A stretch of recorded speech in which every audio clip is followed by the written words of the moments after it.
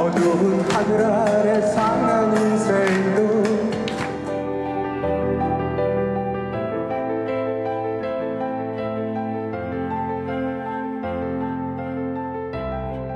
머물러 있는 보수가 아니라 늘 변화하는 보수, 그게 제 정체성입니다.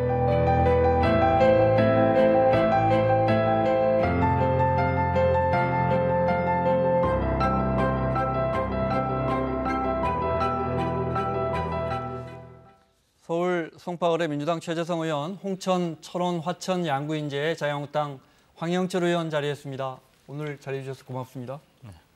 네, 정치권 이야기 좀 하고 정두환 의원, 전 의원 이야기도 좀 하겠습니다.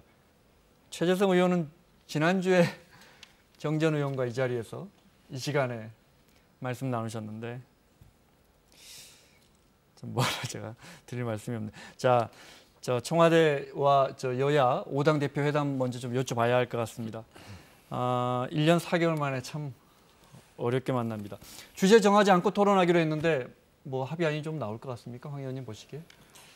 워낙 이번 사태에 대한 원인 분석과 또 원인 분석이 틀리니까 해법도 틀릴 거라고 보고요. 그래서 예상컨대 아마 초당적 대처 이 정도 수준에서는 아마 선언적인 그런 의견 도출이 좀 나올 거는 같아요. 경제 보복이나 수출 규제에 대해서 초당적으로 대처한다 정도의 문구는 나올 것이다. 그렇죠. 그러니까 위기 의식에 대해서는 공유를 할 것 같고요.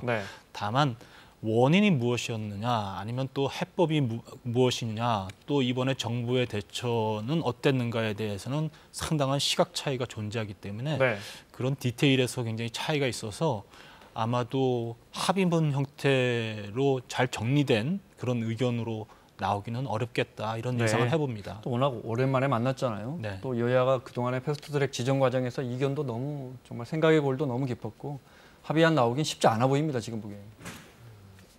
사실 오늘 만남이 과거에 영수회담이나 정당 대표들하고 대통령 만난 거하고는 조금 성격이 다른 게 두 가지가 좀 혼재돼 있는 겁니다. 하나는 일본발 이제 경제 보복이죠.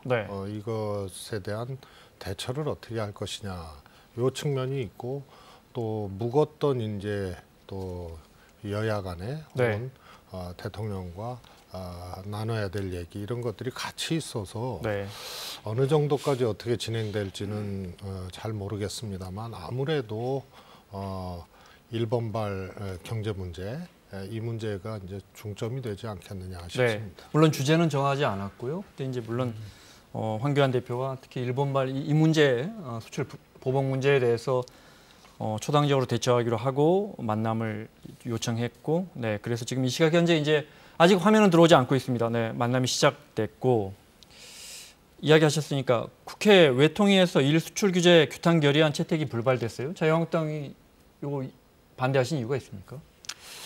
반대라고 단언적으로 얘기하기보다는 좀 유보라고 좀 봐야 될 것 같아요. 그러니까 지금 이와 관련된 정리된 문안을 여야 지도부 간에 논의된 바도 없고 그러다 보니까 조금 아쉬운 측면은 있어요. 저도 이 문제에 대해서는 여야를 떠나서 어쨌든 일본에게 분명한 우리 대한민국의 여러 정파들이 초당적으로 대처하고 또 함께 분노해하고 있다. 그리고 조속한 해결을 바란다는 의미를 잘 전달해 줄 필요는 있다고 생각을 합니다. 그러나 지금 현재 우리 국회 상황이라든지 여야 관계를 봤을 때 아직까지도 남은 앙금들이 많고 그런 부분들이 이번 대일 경제 보복 조치와 관련된 대응에 있어서도 여러 가지 차이점을 보여주고 있는 것 아닌가 생각해서 대단히 아쉽고요. 다만 오늘 대통령과 각 당 대표들 간에 이런 회동이 끝마치고 나면 국회 차원에서도 초당적으로 대처하기 위한 그런 의미 있는 결과물들을 마련해내기 위한 그런 노력들이 뒤따라야 되지 않을까, 이렇게 생각은 해봅니다. 정부 입장에서 보면 정부의 부족함, 미흡함 이런 거에 대해서 얼마든지 비판할 수 있지만 일본의 수출 규제에 대한 이런 규탄조차도 우리 국회에서 한 목소리를 못 내주느냐, 매우 아쉬워할 것 같습니다. 정부 입장에서는. 뭐 같은 입장입니다. 사실은 뭐 네. 자유한국당이라고 해서 뭐 야당이라고 해서 이런 입장이 아니라고 보기는 좀 어렵고요. 다만 이런 입장들을 어떻게 정리해낼 것이냐에 대한 인식의 차이가 존재하니까 그것을 네. 좁혀가기 위한 노력이 부족했다고 봐야 되겠죠. 그래서 어쨌든 오늘 회동 이후에 여야가 네. 이 문제만큼은 초당적으로 함께 뜻을 모으기 위한 그런 노력들이 있어야 네. 된다고 보고 있고요. 역시 그건 국민이 바라고 있는 일이죠. 네. 의원님, 민주당이 당내 의원님 위원장이시잖아요. 일본경제보복대책특별위원회 명칭을 제가 보니까 일본경제침략대책특별위원회로 바꿨던데 특별한 이유가 있습니까? 우선 침략이라는 말이 갖고 있는 이제 어감 네. 이런 것이 있을 수 있겠지만요. 매우 셉니다. 네. 예, 그러나 명백히 이것은 경제 침략입니다. 우선 일방적이기도 하고요.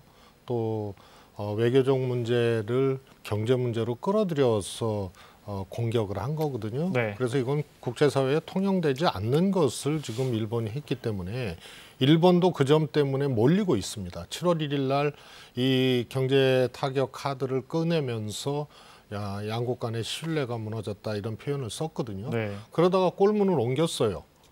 전략물자 문제로. 그러다 네. 그것도 일본이 허술하고 한국은 전략물자 통제를 잘 해왔다는 객관적 증거가 있으니까 다시 일본 기업의 애로 때문에 그렇다라고 또 세 번째 골대로 네. 옮겼습니다.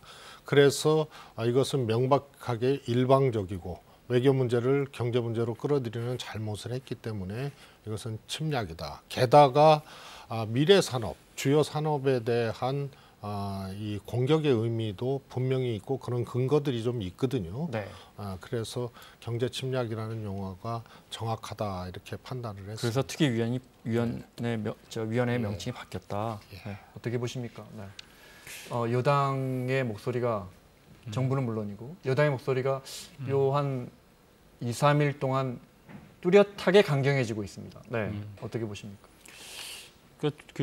어쨌든 여당은 이번 사태의 책임과 해결을 해야 될 의무를 다 가지고 있는 것이죠. 그러니까 여러 가지 외교적으로 해결될 수 있는 그런 부분들을 해결하지 못한 것에 대한 책임, 네. 또 거기서부터 또 앞으로 여러 가지 대안들을 마련해야 될 책임들을 여당이 다 가지고 있는데 그렇게 하자고 한다면 조금은 본인들의 감정을 아주 세게 전달하지 못하더라도 순화된 그런 발언들이 여당 내부에서 나와야만이 이 문제의 해법은 찾을 수 있다고 봐요. 그런데 그런 것보다는 오히려 이 상황에 대해서 강하게 비판하는 형태로 이어진다면 누가 해결하겠습니까? 정부와 여당이 해결해야 될 책임이 있는데 그래서 그런 부분에 있어서는 어찌 보면 국민들에게 맡겨주시는 게 좋을 것 같아요. 네. 국민들은 굉장히 분노하고 있고 또 국민들이 지금 자발적으로 일본 제품 불매운동도 벌이고 있고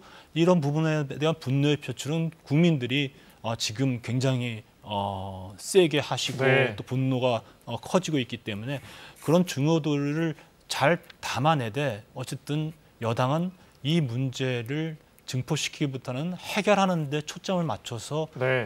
나가야 된다. 이런 좀 주문을 좀 드리고 싶습니다. 거기에 대해서 최 의원님.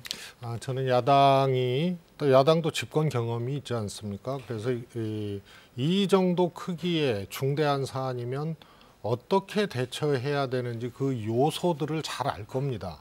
이것이 산업경제적 측면, 양국 간의 역사적 문제, 그다음에 향후 한국의 산업 경쟁력을 좀 공격하기 위한 네. 그런 거, 또 외교안보적 문제, 한반도 상황까지 연결돼 있는 문제거든요.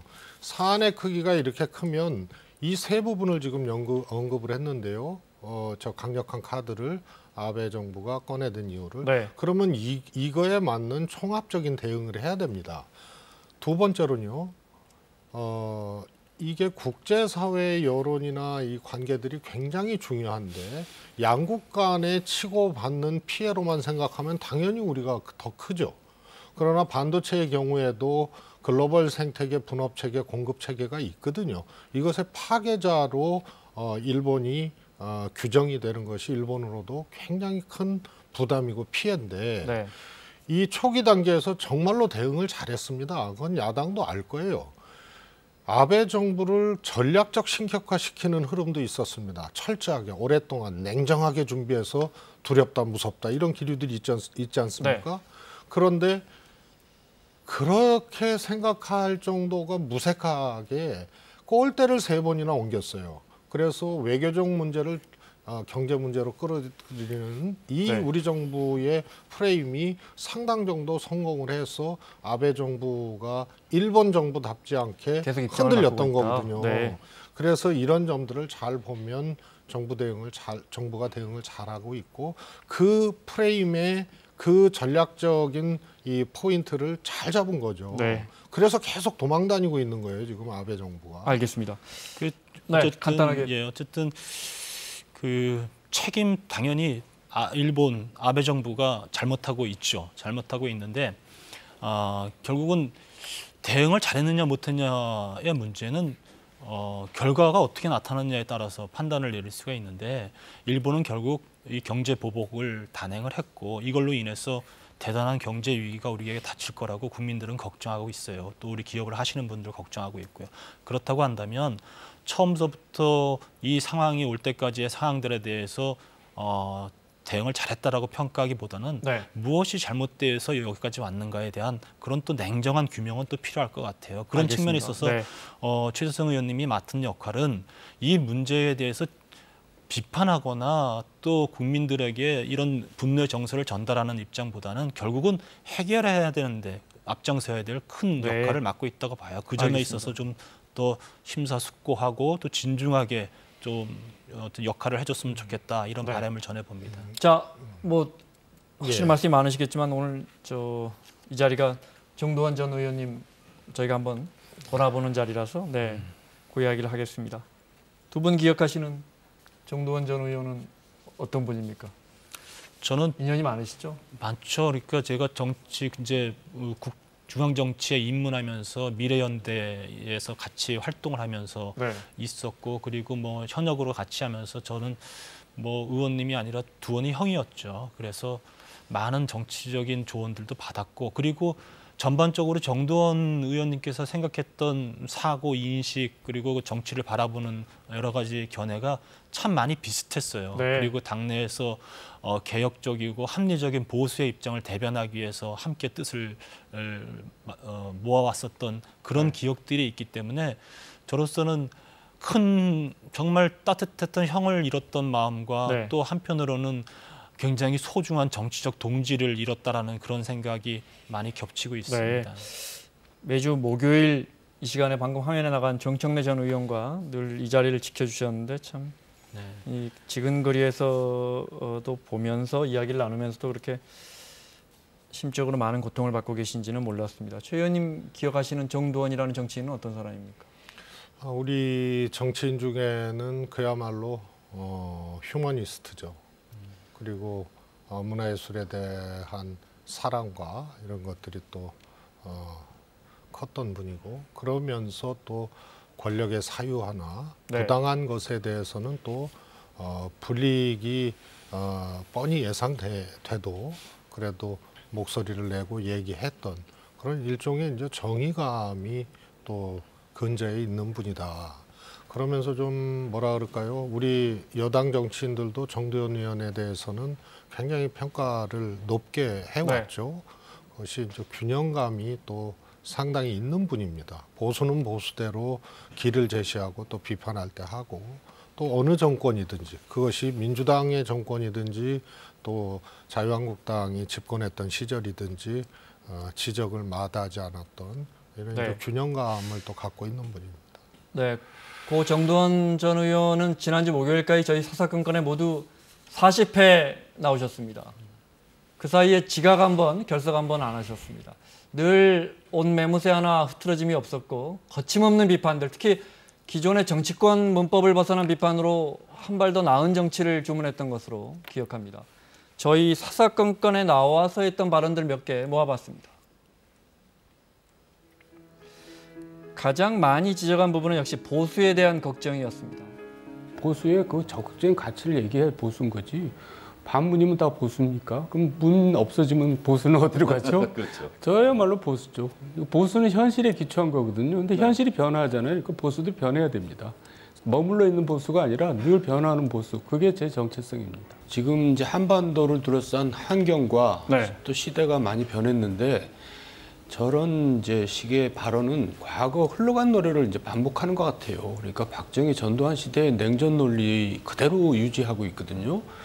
근데 그거는 국민의 눈높이하고 좀 안 맞는 것 같아서 자유한국당도 좀 남북 관계나 이제 그런 평화 문제 이런 데에서는 좀 전향적인 입장을 바꿀 필요가 있다고 생각합니다.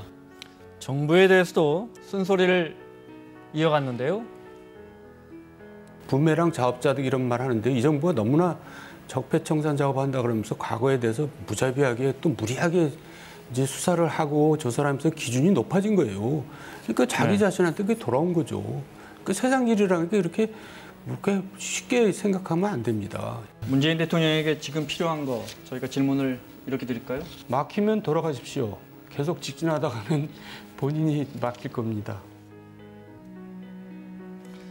이런 발언 속에서도 늘 유머와 재치를 글쎄, 잊지 오죽했으면 이제 않았습니다. 마지막 수단으로 이제 저런 모습을 보이는데 네. 썩 보기 좋은 모습은 아니죠.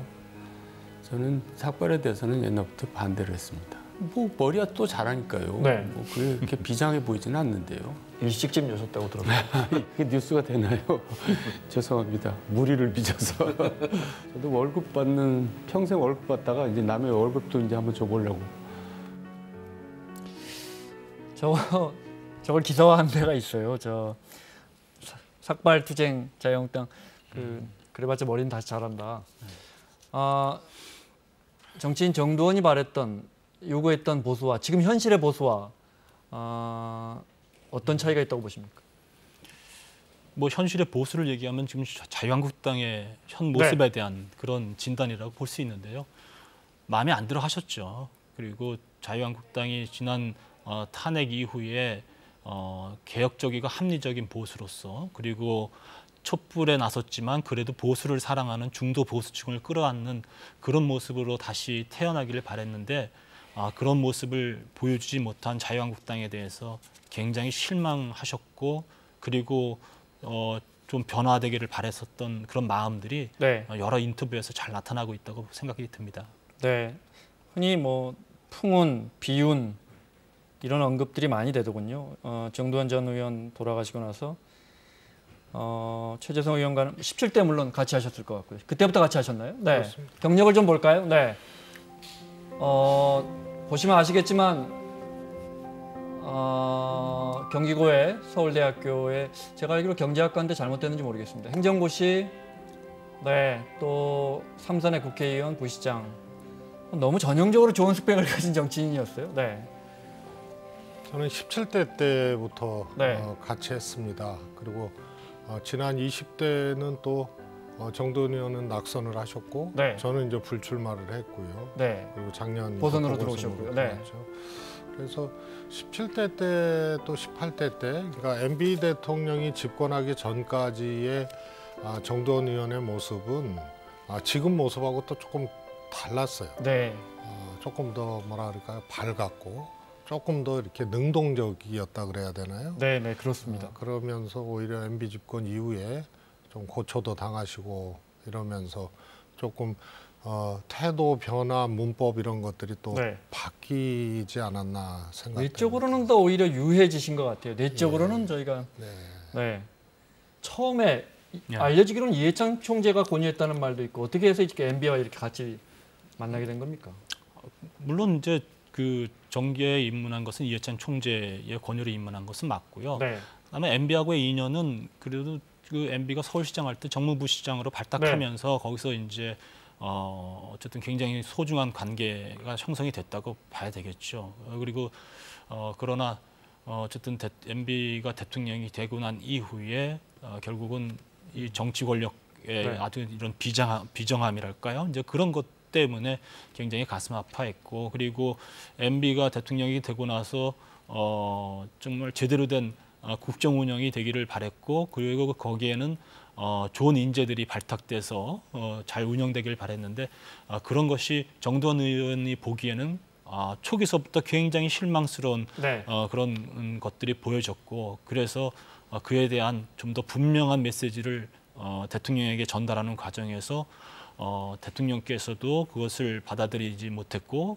그리고 또 그런 모습에 대해서 아무래도 반대편에 있는 다른 파워 그룹에서는 굉장히 신랄한 또 비판과 배제 이렇게 하기 위한 시도들이 있었고 네. 그런 거를 통해서 점점 권력의 중심에서 좀 멀어져게 네. 됐다고 봐야 되겠죠. 그리고 결정적으로는 그런 권력의 중심에서 멀어지는 과정에 어떻게 보면은 사법적 그런 조치들이 있는 탄압을 받았다고 저는 생각이 들어요. 그렇게 보십니까? 예. 네. 어쨌든 뭐 1심에서 유죄 판결을 받고 나서 바로 그 자리에서 법정 구속이 되는데 그것이 정두원 의원에게는 아마 일생일대의 가장 큰 아픔이었고 상처였던 것으로 저는 기억을 합니다. 그래서 그렇게 구속돼서 구치소에 있으면서 또 유치장에 있으면서 굉장히 많은 생각들을 했고 거기서 또 그 있으면서도 굉장히 아파했다고 해요. 네. 그래서 병원에도 실려가기도 하고 이러면서 모든 아픔들이 거기서 시작이 됐다고 네. 보죠. 그 아픔들을 이겨냈으면 좋았을 텐데 끝끝내 이겨내지 못해서 그 안타깝습니다. 일담을 보니까 말씀하신 것처럼 네. 대통령 당선 전까지는 쓴소리를 해도 대부분 그걸 받아들였는데 당선된 이후에는 실은 내색을 많이 하시더라. MB가. 그런 후일담을 제가 본 것 같습니다. 영상으로 그 부분 한번 보시죠. 네. 2002년 이명박 당시 서울시장 시절에 이제 정무부시장을 하면서 MB와 뜻을 같이 했고요. 네. 2007년 네. 이명박 정부의 개국 공신으로 불렸죠. 왕의 남자라 불렀습니다. 그때 오른팔이라고도 불렸고요. 네. 이상득 전 의원은 뭐 상왕이라고 불렸었고요. 선진국으로 가려면 다시 한번 일하는 지도자가 나와야 되는데 그게 딱 떨어지는 후보가 이제 이명박 후보였기 때문에 이길 수 있었던 것 같습니다. 하지만 이제 정권 초기에 이상득 씨 출마하지 마라, 뭐 박영준 왕차관이라든지 이런 권력의 핵심들이 권력을 사유하고 있다 이렇게 비판하면서 이제 점점 멀어집니다. 내가 얼마나 힘들고 외로운지 알았어. 그리고 우연이었을지 대통령과 등을 지자마자 곧바로 검찰 수사가 들어왔습니다. 네, 저축은행으로부터 불법 정치자금 받은 혐의로 1심, 2심 모두 실형을 선고받았는데요.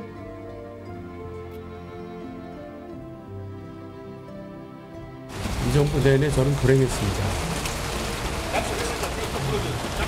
그분들은 다 누렸죠. 근데 저는 이 정부 내내 다 불행했고요. 이 마지막 액땜이라고 생각합니다. 하지만 2014년 대법원에서 파기환송되면서 극적으로 무죄 판결이 내려지고 풀려납니다. 2016년에 20대 총선에 출마했지만 낙선하고요. 네.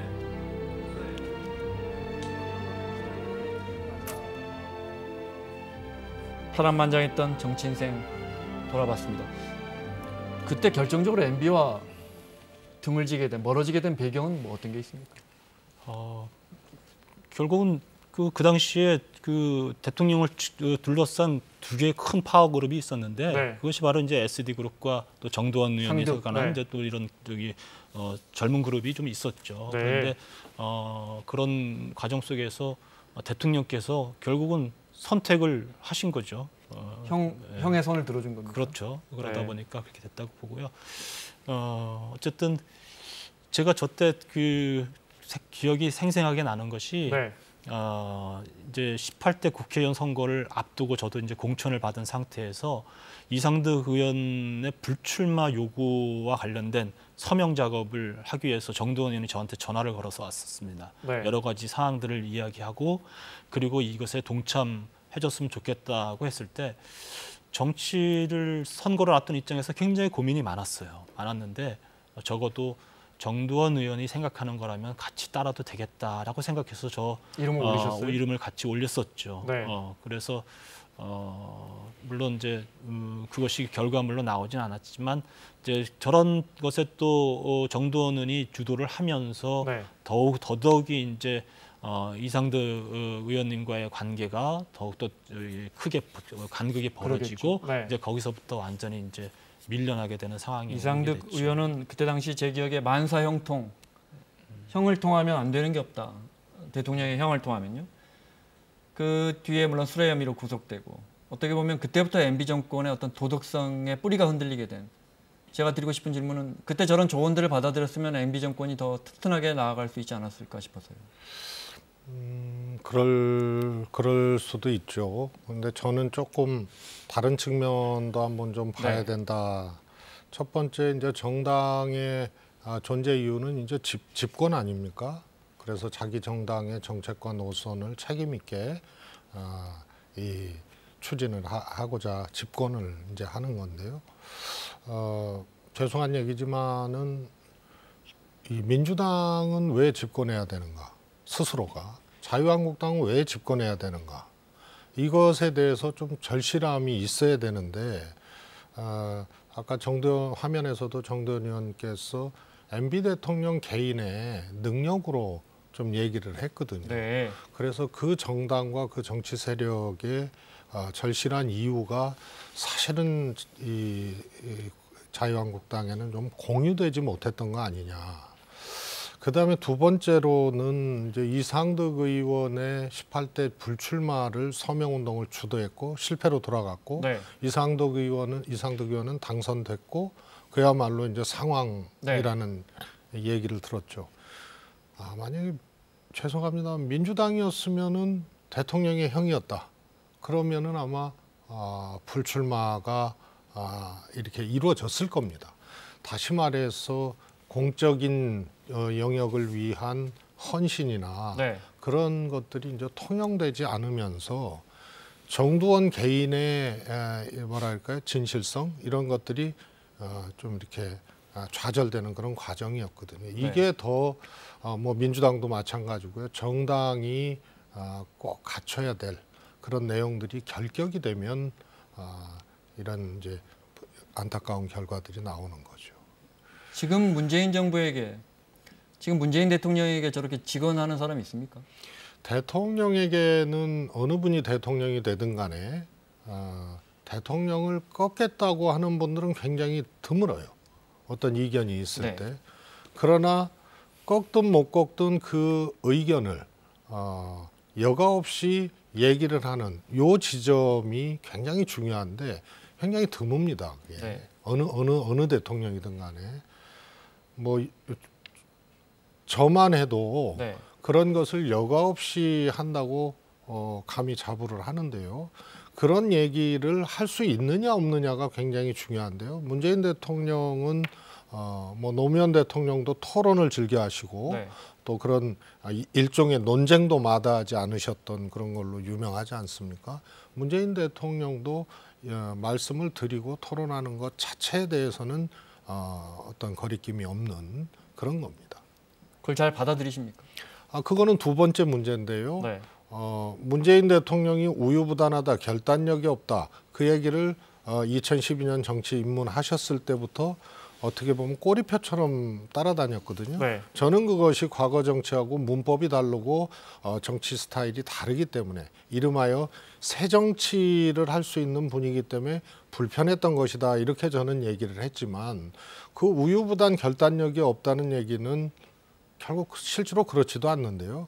이야기를 경청하고 네. 또 많이 이렇게 받아들이는 그런 거고요. 제 개인적인 경험도 놀랄 정도로 그런 경우가 많았습니다. 많이 받아들이시죠. 예. 네.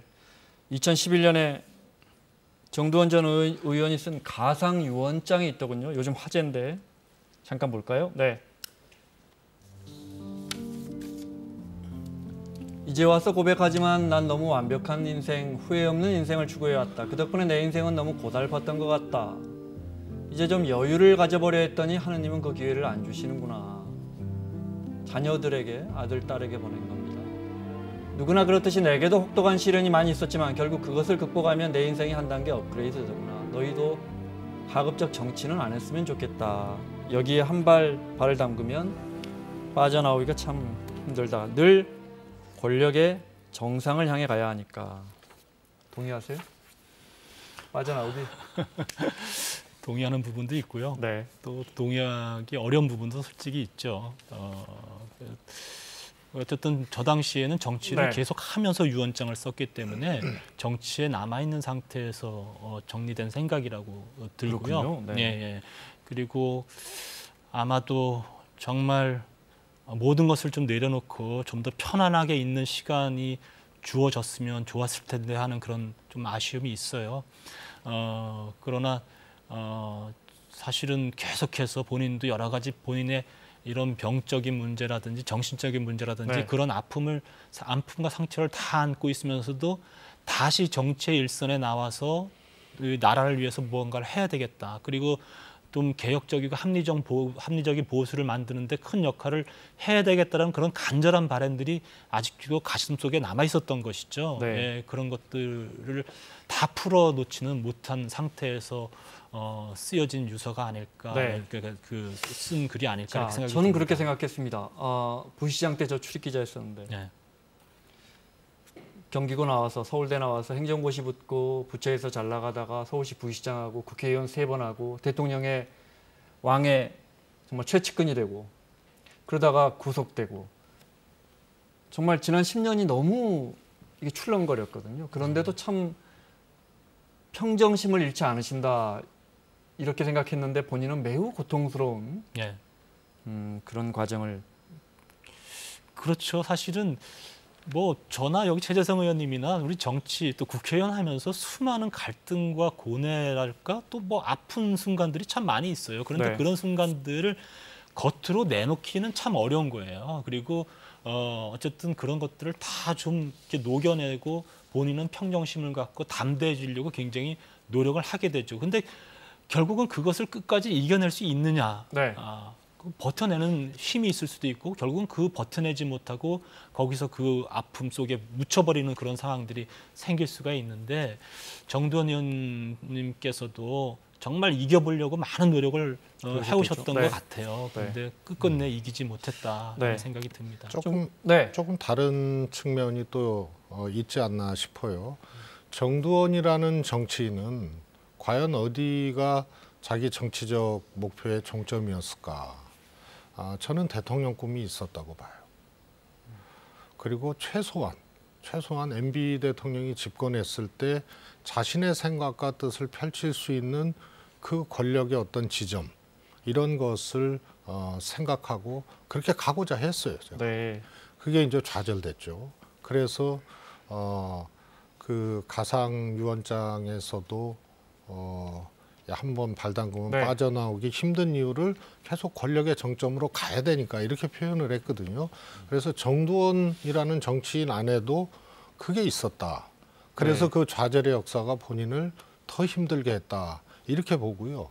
조금 한 정두원이라는 한 인간의 한 존재의 를 놓고 보면 그런 이제 감성적인 사람, 휴머니스트 이것과 권력의 정점을 꿈꿨던 요게 정두원 의원이라는 그 한 정치인의 내부에서 네. 끊임없이 충돌했던 과정들도 있었던 것 같습니다. 네.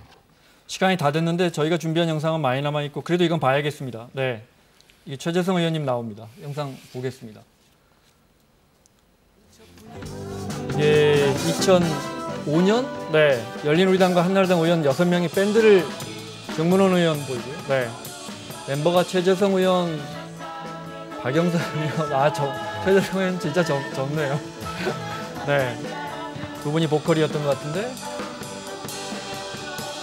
박영선 의원, 네. 박지임 장관이고요. 네. 여러분들이 귀엽게 봐주시고 이 정치 자금이 잘 모아져서 우리 정치하는 사람들이 좀 아주 건전하게 깨끗하게 정치를 해줬으면 좋겠습니다. 국회의원들 새로운 모습을 국민들한테 또 알려줄 수도 있고 또 여야가 또 이런 경쟁이야말로 긍정적 경쟁인 것 같아서 일거삼득인 것 같습니다.